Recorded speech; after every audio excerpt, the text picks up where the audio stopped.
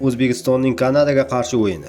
O'zbekiston milliy terma jamoasi 2-iyun kuni Kanada terma jamoasiga qarshi o'rtoqlik uchrashuvida maydonga tushadi.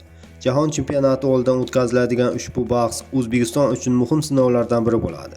Mazkur uchrashuvda terma jamoa to'liq tarkibda ishtirok etishi kutilmoqda.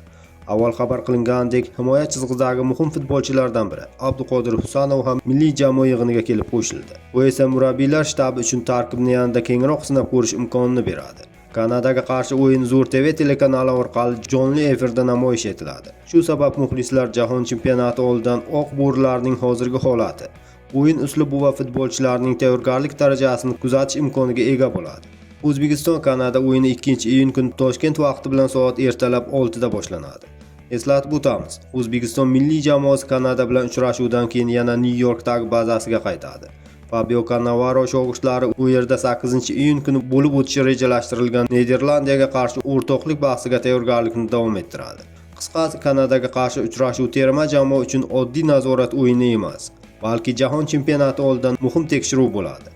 Endi har bir daqiqa, har bir kombinatsiya va har bir futbolchining holati ahamiyatli. Mundial yaqin, tayyorgarlik esa maksimum rejimda ketmoqda.